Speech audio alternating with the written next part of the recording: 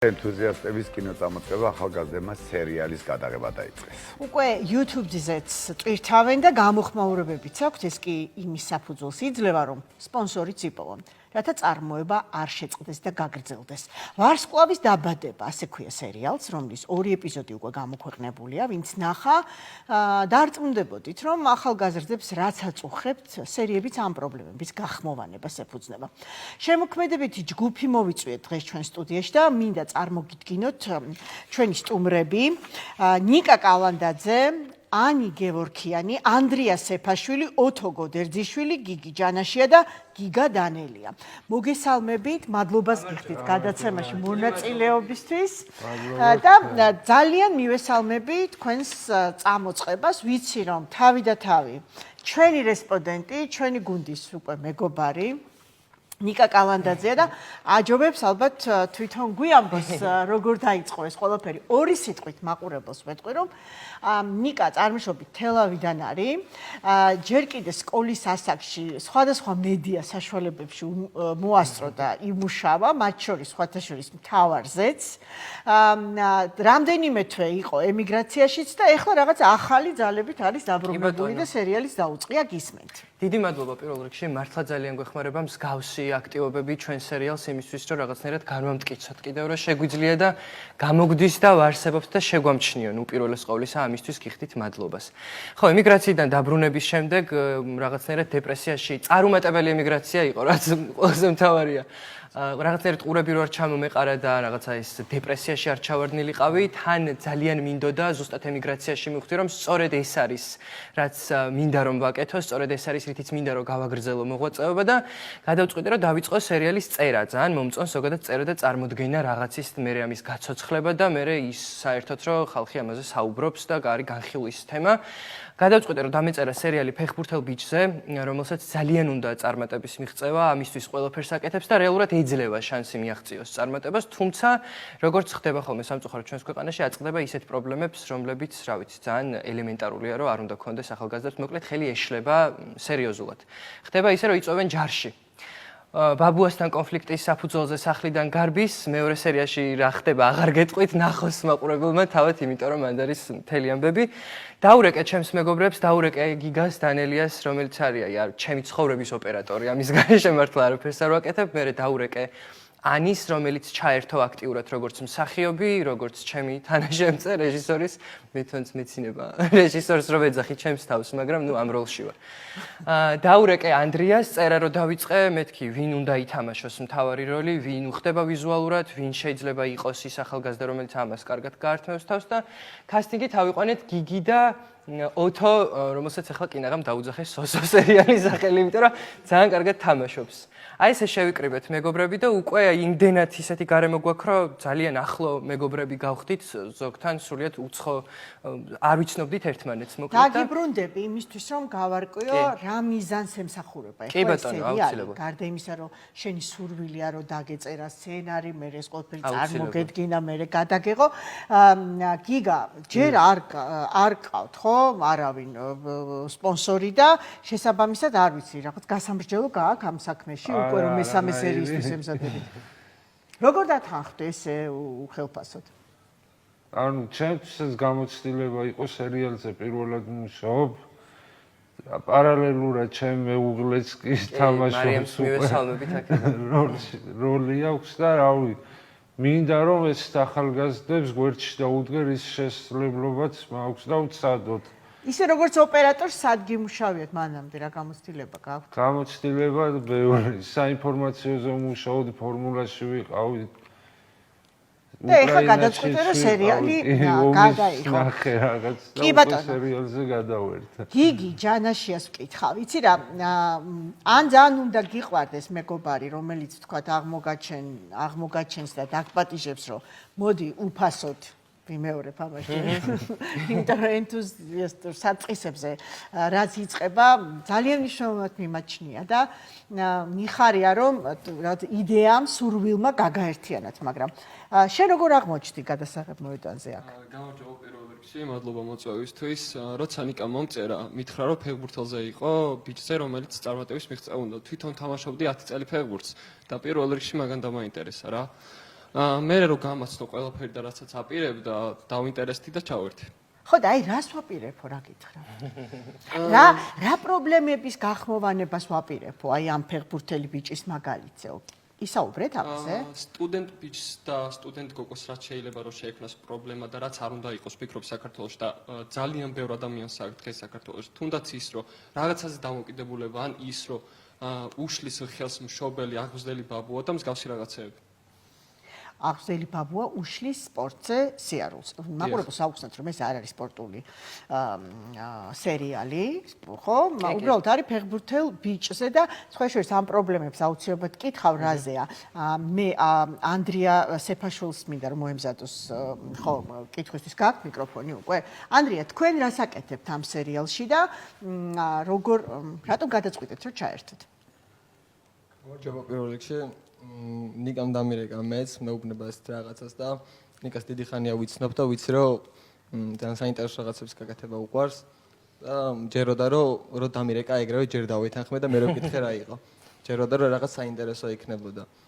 მე ამ სერიალში ერთ-ერთი მთავარი როლი მაქვს ის ფეხბურთელი ბიჭი, ვისაც რაღაც პრობლემები აქვს. მეც მთელი ბავშვობა ფეხბურთზე დავდიოდი და მეც წამაწყდა მე თვითონაც მას პრობლემები და ჩემ მეგობრებსაც მასეთი პრობლემები და ძალიან კარგად ვაშუქებთ ახლა ამ ყველაფერს რომ როგორმე მოვაგვაროთ ეს პრობლემები საქართველოში.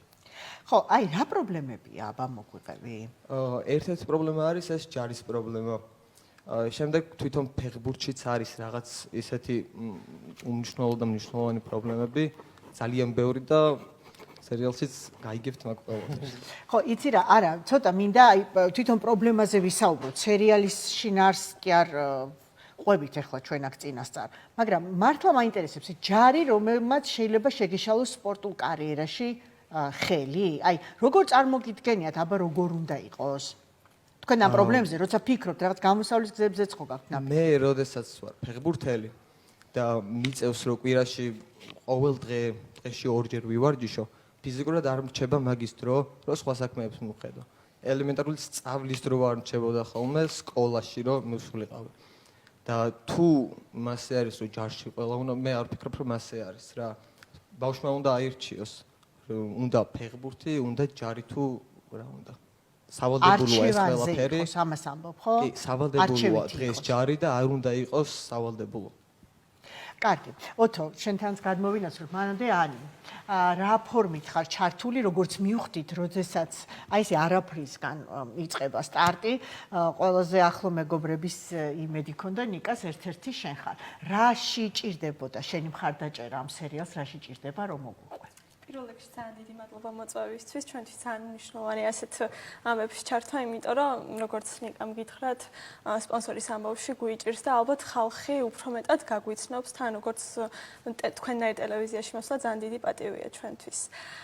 და რაც შეეხება ჩემს ჩართულობას ამ პროექტში, ნიკამ რო დამირეკა, პირველ რიგში აი ეგრევე მეთქი, კარგი ნიკა, წავიდეთ რაღაცა, თავიდან როგორც მსახიობი მივედი, მაგრამ მე რო ნახე, რომ აი გადაღების პროცესში პირველივე სერიაში ვიყავი მეც და რომ ნახე გადაღების პროცესში, რომ იქ ნიკა თან კამერასთან დგას, თან იმას აკეთებს, თან ამას აკეთებს და გიждდება და აი მარტო ვერ ვუმკლავდება ამ ყველაფერს. დახმარებოდი. მეთქი, აი რა თან თეატრშიც მქონია გამოცდილება ტელევიზიაშიც და რაღაცნაირად მეთქი, მოდი რა გამოცდილება გქონდა? ტელევიზიაში კი, ჟურნალისტიკაზე ვსწავლობ და მაქიდან ან თეატრალურზე მინდოდა ჟურნალისტიკაზე ჩავაბარე და ნუ ესე შევიკრიბეთ მე და ნიკა და ვცდილობ რომ შენ რა ხო რაში შეგიძლია გვერდით დაუდგე. კი, აი რეჟისურა იქნება იქ, სცენარი იქნება თუ ეს იქნება. სცენარსაც ერთად წერთ? ყველა ერთად წერთ სცენარს. მართლა ეგრევე. აი ყველაფერს ერთად ვაკეთებთ. აი და ისიც რომ ანდრიამ ფოტოების გადაღება ისწავლა სეტზე და ფოტოებს რასაც იღებს, ყველაფერს ანდრია იღებს. იქ გიგი ჩონჩხს გვაძლევს სცენარის, ოთო ახლა გვიწერს საუნდ ტრეკს ჩვენი სერიალისთვის და ანუ ყველა მოიცა ოთო თან ხო თამაშობ შენ სერიალში? კი. და თან თამაშობ, თან თან მუსიკალურ უკრავს. ტრეკებს ზე? კი, ეგრეა ზუსტად. მანამდეც ქნიდი მუსიკას? თუ ეს სერიალი გახდა შენი რაღაც ინსპირაცია? არა, მაგამდეც ვქნიდი და თან მომეწონა ეს იდეა და დავთანხმდი, თან მეც მქონდა თვალსაზრისში, რომ უნდა გაგვეკეთებინა ეგ. ჭირდება თვითონ სერიალს და მიზანი კი, რა ხო თქმა უნდა. ასეთი ჩვენ გიფიქრია მოკლედ ვარსკვლავის დაბადება ასე ქვია ამ სერიალს რა ვინ იბადება ამ სერიალში შენთვის გამარჯობათ პირველ რიგში წეგან ვეღარ თქვი მადლობა მოწვევისთვის ვინ იბადება ამ სერიალში და ანდრია იბადება დაბადებულია უბრალოდ პრინციპში მაგრამ ვარსკვლავად როგორც ანდრია ეგრე იბადება და მე ყველაფერი უკვე ის თავგადასავალი და ყველაფერი გარშემო აქვს რა კარგი ნიკა თუ შეიძლება ეხა აგვიხსენი იცი რა ერთია რომ რაღაცა გინდა წამოიწყო გეიმედებიან შესაძლოა ადამიანები ხო ახალგაზრდები რომლებიც შეიძლება შენ თანამოაზრეები გახდნენ ამ პროცესში მაგრამ მეორე არის ჩვენი საუბრის დასაწყისშივე გამოიკვეთა რა პრობლემები შეიძლება წამოწიოს ამ სერიალმა წინ სერიალში იკვეთება ორი ძირითადი პრობლემა. პირველი რომ შენ ხარ იძულებული რომ შენი 1 თუ 2 წელი თუ რამდენიმე თვე სულ რომ 1 თვე იყოს, ხარ იძულებული გაატარო სადღაც და არ აქვს ამას არავითარი მნიშვნელობა შენ თუ არ გაქვს სურვილი, მეც ყველა აქ ესე ვფიქრობთ რომ არ უნდა ვიყოს. კი ბატონო. მეორე ძირითადი პრობლემა არის ოჯახური პრობლემა, როცა ბაბუა უშლის მას ხელს, იმიტომ რომ მოყვება საბჭოთა მენტალური აზროვნება, რომელიც გულისხმობს იმას, რომ კი შენ კაცი ხარ, ჯარში უნდა წახვიდე, რა დროს ფეხბურთია და მთავარი გამოწვევა სერიალში არის ის, რომ ანდრიას ეძლევა რეალური შანსი მიაღწიოს დიდ ფეხბურთში წარმატებას, სერიოზულ წარმატებას და ამის მიუხედავად მისი ბაბუა მას აიძულებს, არ ითვალისწინებს მის აზრებს და ნუ მოკლედ ხდება კონფლიქტი და ხდება ის რაც ხდება. ერთ რაღაცას დავამატებ კიდე. აქ არ არის მხოლოდ ის, რომ აი ბაბუა უშლის და სხვა რაღაცეები და ჯარი და მთელი ამბები, ანუ ის არის რეალურად მარტო რჩები შენ პრობლემებთან, იქ ყავს შეყვარებული, ყავს მეგობრები, ყავს ადამიანები გვერდში, მაგრამ გვერდში ბოლოს მაინც არავინ არ გიდგება და რჩები შენ პრობლემებთან მარტო და ვისთანაც არ უნდა მიხვიდე, უნდა მოაგვარო შენით და აი ყველას ბოდიში და არ აინტერესებს შენი პრობლემა, იმიტომ რომ იქ შენ წარმატებას მიაღწევ და კი აუ რა მაგარია გილოცავ და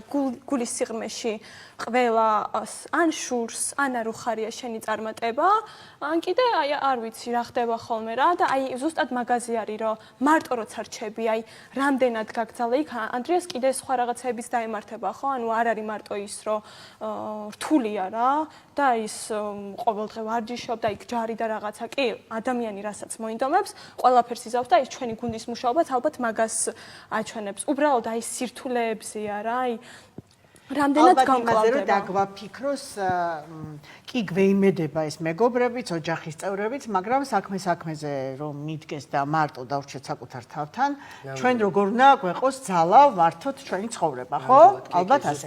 იცი რა, ეხლა მინდა კითხო, 2 სერია დაიდო. მე პირველი ვნახე, რა თქმა უნდა, გადაცემისთვის, რადგან ვემზადებოდი, მეორე ჯერ ვერ მოვასწარე. მაგრამ ისიც ვნახე, რომ საკმაოდ დიდი გამოხმაურება აქვს. თქვენ უფრო კარგად ამიხსნით ნიკა ალბათ, ვინ გამოეხმაურა უფრო ამ სერიალს, ვის გაუჩნდა ინტერესი, აუდიტორია მხოლოდ თქვენი ასაკის ადამიანებით იფარგლება თუ არა?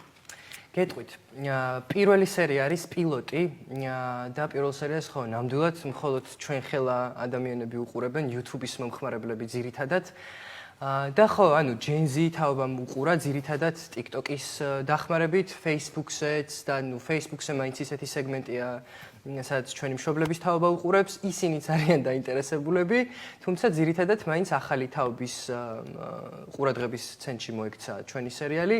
აუცილებლად უნდა ვთქვა, რომ მეორე სერიის ტიზერი როცა დაიდო, მეორე სერია იწყება ასე, რომ ანდრია არის დაკარგული.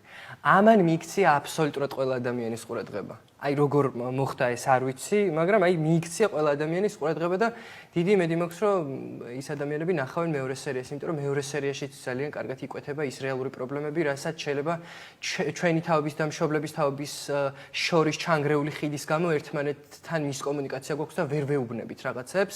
მგონია რომ ეს სერიალი კარგად დაანახებს ჩვენი მშობლების თაობას, რეალურად რა პრობლემები გვაქვს, რა გვაწუხებს და რა გვაქვს სათქმელი დღეს მათთან? ჩვენს მაყურებელს მეც როცა თქვენ სერიალზე მოკლედ ვუყვები, ვესაუბრები არა მხოლოდ თქვენი თაობის წარმომადგენლებს, რომლებიც ან ახლა გვიყურებენ ლაივში, ან მერე ვნახავენ სოციალურ ქსელებში, არამედ მინდა ვესაუბრო ჩემი თაობის წარმომადგენლებსაც, მშობლებსაც, ვისაც თინეიჯერები ყავს სახლში, ან თუნდაც ცოტა მოზრდილები, იმიტომ რომ მე მაინც ვფიქრობ, რომ ახალგაზრდების მიერ დაწერილი სცენარი და გადაღებული ეს სერიალი ძალიან მნიშვნელოვანი მითითებებს მოგცევს მშობლებს, როგორ აჯობებს ვიკონტაქტოთ ჩვენ შვილებთან, რა დროს უნდა გავუგოთ ყველაზე მეტად, რატომ არ არგებს მუდმივი წინააღმდეგობა და ჩვენ რა მოსაზრებაც გვაქვს იმის მტკიცება ოჯახში.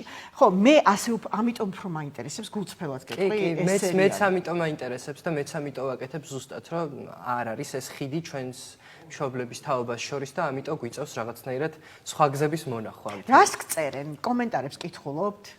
კი, ყოველ წამს ვამოწევთ ხოლმე. ხო. რას გწერენ? როდის დაიდება მესამე სერია? მაგრამ ვერ ვიღებთ მესამე სერიას, იმიტომ რომ აი ერთ-ერთი ყველაზე დიდი პრობლემა რაც ახლა ჩვენ გვექნება, ის არის რომ აპარატურა კი გვაქვს, მაგრამ საკმარისი არ გვაქვს, რომ ხარისხიანი გავაკეთოთ და ვისაც დაუკავშირდით და სადაც დაუკავშირდით და სადაც დავრეკეთ, ყველა მის გითხრა რომ ბიუჯეტი არ არის განსაზღვრული თქვენი. სხვათა შორის ძალიან კრიტიკული მაყურებელი ყავს, იმიტომ რომ ამჩნევენ ხარვეზებს ტექნიკურს, რომ აი მიკროფონები გაასწორეთ, განათება არ ვარგოდა და ჩვენ მე პირადად ვიღებ ამ შენიშვნებს, იმიტომ რომ მართლა ეგრეა. არ ვართ საკმარისად კარგები, სწორედ ამიტომ რომ ვიყოთ კარგები, უნდა ვისწავლოთ, ვიმოძრაოთ და ნუ აი ამ მოძრაობაში დახმარებას ვითხოვთ, ავიცი სპონსორების. ხო, მაგრამ იცი რა არის, რა ვქნა, მე ესეთიც მომწონს, მე ესეთიც მაინტერესებს. ესეთიც ცოცხალია. ხო, ცოცხალის გარდა, იცი რა, ჩემთვის ის უფრო მნიშვნელოვანია, რომ როდესაც ხმიანდება პრობლემები, რომელზეც რეაქცია უნდა გქონდეს ყოველ ჩვენგანს, იმიტომ რომ ახალგაზრდებს რა აწუხებს, ყველა ოჯახში არ არის გულგადაშლილი მოზარდი და გულწრფელი საუბრები მშობლებს ვიცი, რომ ბევრ ოჯახში აკლიათ და ამ მსგავსი ტიპის პროდუქცია და მსგავსი ტიპის სერიალები პირველ რიგში მე მაინც ვფიქრობ მშობლებს, დედმამის თუ ბებია-ბაბუის თვის უნდა იქმნებოდეს და ჩვენ უნდა გვასწავლიდეს და გვანიშნებდეს როგორ იქნება უკეთესი ურთიერთობა. გიგი, თქვენთან მექნება ხო კითხვა, რას ეცნობით, რას გწერენ კომენტარებში უკვე? ბევრს მოსწონს ძალიან, მაგრამ ბევრიც იმას წერს, როგორც ნიკამ თქვა, რომ ხარვეზია, მოკლედ არ ვარგა განათება, ან სიტყვაზე ხმა არის მის კარგად, ან შრიალია, ხილის ხმა ის მსგავს გავსი რაღაცეები რა. და ერთ რაღაცას დავამატებ, რომ დღეს ისეთი ცხოვრება დადგა, რომ შვილი ატყვევს მშობელს და იმის ბრალი კი, ანუ შვილის ბრალი კი არა რომ ატყვევს, მშობლის ბრალია რომ შვილი ატყვევს მას რა. და ეგ არის მთავარი პრობლემა და მინდა რომ ამ სერიალში ეგ გამოჩნდეს, რომ შვილმა არ უნდა მოატყვევს მშობელი და მშობელმა პირველ რიგში არ უნდა გააკეთოს ისე რომ შვილმა მოატყუოს რა. ხო, მშობელი და რას აკეთებენ? ისე რომ მან არ მოიტყუოს. რას აკეთებენ მშობლები? რატომაც შვილებს უნდებათ ტყუილის თქმა? დღეს ყველა მიცით ქვეყანაში რა სიტუაციაცაა და ძალიან ბევრი გამიგია შემთხვევა ისეთი, რომ მაგალითად შვილს უწევს თქმა მშობლისთვის, რომ მე აქ არ ვარ და სხვაგან ვარ რა. მაგალითად აქციაზე რომ დგას შვილს უწევს მშობლისთვის თქმა, რომ მე არ ვარ აქციაზე, სხვაგან ვარ, იმიტომ რომ დედა მუშაობს ან მამა მუშაობს სახელმწიფო სამსახურში და უწევს იმის თქმა შვილს, რომ მე არ ვარ აქციაზე, უწევს ის, რომ არ გამოჩნდეს არსად, იმიტომ რომ არის იმის საშიშროება, რომ სიტყვაზე მშობელი დაითხოვან სამსახურიდან. ესეთ პრობლემებს არ უნდა ვაწყდებოდეთ. და ამ მშობელს არ უნდათ რომ ანერვიულონ. დიახ, ეგეც არის და თან უწევს შვილს მშობლისთვის ტყუილის თქმა. და კიდევ ერთხელ გავიმეორებ, რომ ეგ პრობლემა მშობლის არის ვიდრე შვილის რა. კიდევ რატომ უმალავენ შვილები მშობლებს? ალბათ შიშიც არის ეგ ყველაფერი, რომ ეშინიათ პასუხის, რას გასცემს მშობელი მაგ პასუხს. ეშინიათ იმის, რომ ან ეჩხუბება, ან გაუბრაზდება ამ მსგავსი რაღაც, მაგრამ მე ვფიქრობ, რომ რაც არ უნდა დააშაოს შვილმა, მშობელი ვალდებულია, რომ გაუგოს. ანდრია. მოусმინოს, მინიმუმ მოусმინოს. ანდრია, თქვენც ასე ფიქრობთ? მეც ასე ვფიქრობ, გიგიმ ყველაფერი ჩამოთვალა, რაც არის. უფრო მეტი კომუნიკაცია უნდა ჰქონდეს ჩემი აზრით შვილებს და მშობლებს ერთმანეთთან და შვილი მაგას ვერ მიხვდება ჩემი აზრით, მშობლის ვალი არის ეგ.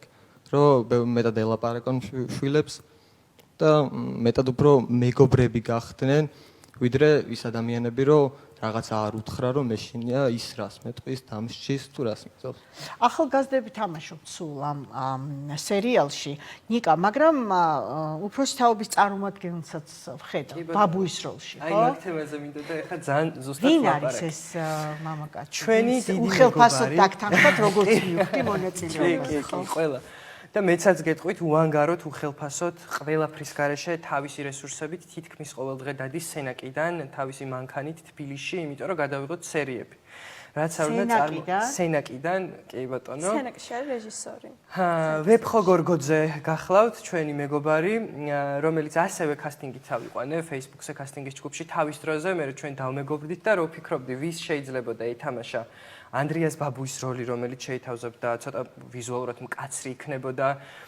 ვინ მოირგებდა ყველაზე კარგად როლს? ვეფხო. მეთქი ეგრევე ამომიტივტივდა თავში, დავურეკე და აი როგორც ყველა ჯერ დამთანხმდა და მე მომისმინა, რომ აი იმიტომ რომ გვაქვს გამოცდილება ჩვენ ერთად თანამშრომლობის, ადრე გადავიღე რაღაც ექსპერიმენტში და მას შემდეგ ვიცნობ.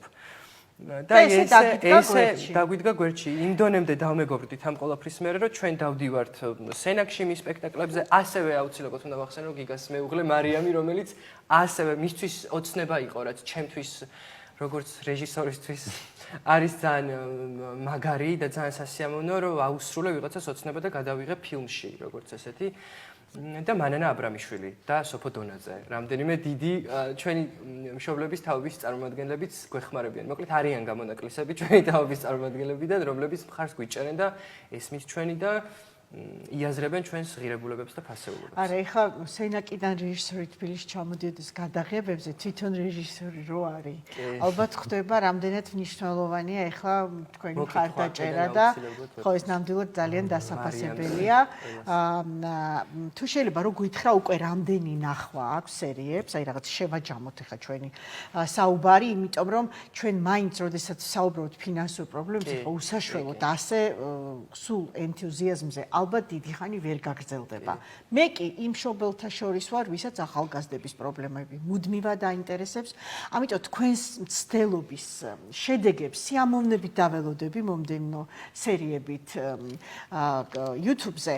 რამდენი აქ ნახვა, რა სახის ფინანსური მხარდაჭერა გჭირდებათ და რას ეძებთ? კი ბატონო. დავიწყებ პილოტს აქვს დაახლოებით 20,000 ნახვა YouTube-ზე, ოღონდ YouTube-ზე ნახვები ითვლება მხოლოდ იმ ნახვებს შორის, რომლებიც თავიდან ბოლომდე უყურებენ სერიას. ასევე ზუსტად იგივე რაოდენობის რეიტინგი აქვს მეორე სერიას, თუმცა უნდა ვთქვა თიზერი მეორე სერიის, რომელიც გავრცელდა ვირუსულად უკვე ვახსენე. სხვადასხვა გვერდებმა გადაიტანეს, რაც არის ჩემი რაღაცა სათვალავი, ეგ თუ მოხდა, სხვა გვერდებს რო გადააქვთ თავისი სარგებლისთვის, ეგ ნიშნავს, რომ ესე იგი რაღაცა სწორად გავაკეთეთ და ჯამში სავარაუდოდ 1 მილიონი ნახვა ექნება მეორე სერიის ანონსს, რაც ქმნის ინტრიგას და აინტერესებს შესაბამისად მეორე სერიას და თუ გვიყურებენ ახლა ის ადამიანები, ვისაც აქვთ თქვათ ანონსი ნანახი და არიციან რომ მეორე სერია გამოვიდა მეგობრებო, ვარსკვლავის დაბადება შეგიძლიათ ნახოთ YouTube-ზე სრული სერია, რაც სავარაუდოდ ნახეთ ანონსის სახით.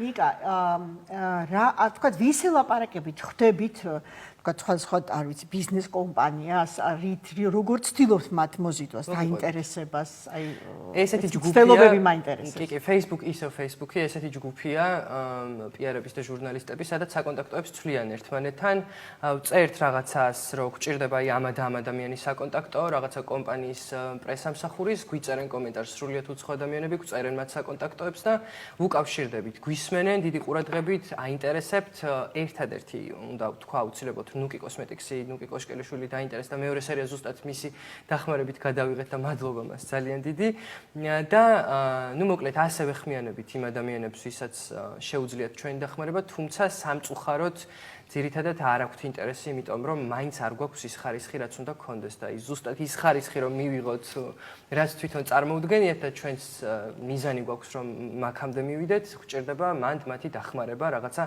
მინიმალურზეა საუბარი. ეხლა მაგალითად მივიღეთ გადაწყვეტილება, რომ გავაკეთოთ ვიდეო რგოლი, სადაც მოვუყვებით ჩვენს ამბავს და დავდებთ ანგარიშის ნომრებს და უცხო 127 ლარი შევაგავეთ. 126. ხუთი ლარი ტაქსში დავხარჯეთ. რო აქ მოვსულიყავით. 126 ლარი შევაგროვეთ ერთ ღამეში და ნუ ვაგროვებთ 2000 ლარს, რომ გადავიღოთ მესამე სერია, რაც გვჭირდება, როგორც ანიმ უკვე თქვა, რაღაცა შესაბამისი ტექნიკის ქირაობისთვის. გადაადგილებისთვის. რითი იღებთ, რითი დაიწყეთ? აი ეს ტექნიკური ბაზაც ხო რაღაცა გიგას აქვს. ტელეფონებით იღებთ? არა, ტელეფონებით არა, გიგას აქვს შესაბამისი ტექნიკა, კი, კამერა, მე ჩემი თითქმის ყველაფერი ტექნიკა, გადავცვალე ლინზები და კამერები ერთ კამერაში, კინოკამერაში, რომელზეც ეს დამცინის ხო არ მოწონს ამას და ვერ გავიგე კინოკამერა. გადავცვალე კინოკამერაში, ხან თხოვლობდი შტატივს სანამ გიგა შეიძენდა, ეხლა გიგამ შეიძინა და აი ესე ვაგროვებთ რაღაცა ტექნიკას და ვიღებთ ერთიანად. აი განათება მაგალითად ეხლა მიხვდებიან გამნათებლები, რომ გაშლილი რო იყოს და სახეზე ჭრტილები არ იყოს, ვიხდი ხოლმე ჩემს თეთრ მაისურს, ვაცვამ თავზე რომ ჭრტილები აი თვალების ქვეშ, ცხვირის ქვეშ არ იყოს და ზემოდან ცდილობას არ აკლებ რა, რომ მაქსიმალურად ამოუნათო სახეები ეს მაყურებელმა შეიძლება ხა ესე ვიწრო ინტერესები არ ქონდეს და მოდი ამაზე ნუ დავღლით თუ შეიძლება რომ ერთი რამ გავარკვიოთ თქვენთან აი ხლა რაღაც ის შესაძლებლობა გვაქვს ახალგაზრდები ყავხართ სულ ხო ძირითადად სტუდენტები ხართ ანდრია სწორედ ხვდები ხო კი აი თქვათ დამატებით რაღაც შემოსავლის წყაროებს აი სად ეძებთ სად პოულობთ ამ ფილმს ხო სერიალს ალკე ჭირდება ხა ფინანსური წყარო მაგრამ აი დღეს რა შესაძლებლობებია სტუდენტებისთვის სამუშაოები ჩვეულებრივად როგორც ყველა ადამიანისთვის ყველანი სადღაც მუშაობს ზოგი მაღაზიებში ზოგი კაფეებში ისად ერთადერთი რაც შეღავათი გვაქვს იმას გვეკეთებენ რომ გვიწყობენ ხელს რომ თან ვისწავლოთ და თან ვიმუშაოთ და თან სერიალში გადაგიხართ. ხანდახან იპარებიან ხოლმე სერიალის გამო. კიდე საღვნიშნავ იმას, რომ სტუდენტებისთვის, აი, კი ზოგ სამსახურში და მაგალითად ჩემი და ანდრიას შემთხვევაში გვიწყობენ ხელს და გადაღებებზე გვიშვებენ, მაგრამ ზოგჯერ არის ესეთი შემთხვევა, როდესაც აი არ გიშვებთ და მორჩა და თან ხელფასიც არ არის შესაბამისი, იმიტომ რომ ამ თემასაც შევეხებით სერიალში აუცილებლად. 800 ლარი როგორ უნდა გეყოს ადამიანს ერთი თვის განმავლობაში, მაშინ როცა ქირა გაქვს გადასახადი, სხვა ქალაქიდან თუ ხარ ჩამოსული, მაშინ როდესაც საჭმელი გინდა, რავი, ახალი ტანსაცმელი გინდა, რომ დახეული ტანსაცმლით არიარო და რა თქმა უნდა, ყოველდღიურად მეგობრებთან ერთად სადმე გახვალ, თუნდაც, რავი, წყალი მოგინდა გარეთ ეგეც რო იყიდო ტრანსპორტის ფული, აი ძალიან ბევრი იხარჯება და ფიზიკურად არ ყოფნის ეს ყველაფერი და ეხლაც აი რო ვთქვი, რომ მოვედით და ტაქსში ვთქვათ 5 ლარი გადავიხადეთ, ის 5 ლარიც იმ დარიცხული ფულიდან გადავიხადეთ, იმიტომ რომ ხელფასებს ველოდებით. აი ეგრე გვიწევს სტუდენტებს ცხოვრება და ნიკა მე ეს თემა სწორედ იმიტომ წამოვჭერი რომ ხვდები რომ ეს არის ელემენტარული პირველადი მოთხოვნილება ახალგაზრდისთვის კონდეს თავისი შემოსავალი მით უმეტეს თუ რეგიონიდან არის სხვა ქალაქიდან არის დედაქალაქში საცხოვრისისთვისაც გადასახდელი აქვს როგორ შეიძლება ეს აისახოს სერიალზე 30 წამი გვაქვს კი ძალიან ცუდად შეიძლება აისახოს იმიტომ რომ მე მაგალითად ბავშვები დამეხმარენ თელავიდან რომ ჩამოსულიყავი ბოლო სერიის გადასაღებად 5 ლარი ამიკრიფეს რომ ტაქსში გადამეხადა და ჩამოსულიყავი და რა ფორმით შეიძლება აისახოს ეს პრობლემა სერიალის თემებში სერიალის თემებში აუცილებლად სამსახურში დამოკიდებულება, ხელფასის სიმცირე, ეკონომიკური პრობლემები, რაც იდეაში ქვეყანაში არის ცხადი, აუცილებლად აისახება ეს თემების და უფროსებისგან დამოკიდებულება სამსახურებში. მე დაველოდები მომდევნო ეპიზოდს. ძალიან დიდი მადლობა. ნიკა კალანდაძე, ანი გევორქიანი, ანდრია სეფაშვილი, ოთო გოდერძიშვილი, გიგი ჯანაშია, გიგა დანელია, შემოქმედებითი ჯგუფის წევრები არიან, ახალი სამოყვარულო სერიალისა, მოდი ასე ვიტყვი, მაინც ხო, რომელსაც ვარსკვლავის დაბადება ქვია და რომელსაც არა მარტო ახალგაზრდები უნდა ვადევნებდეთ თვალს სოციალურ ქსელში YouTube-ზე, ხო? ალბათ ყველაზე ხშირად YouTube-ზე. მადლობა ვარსკვლავის დაბადებას უსურვებ წარმატებას თქვენ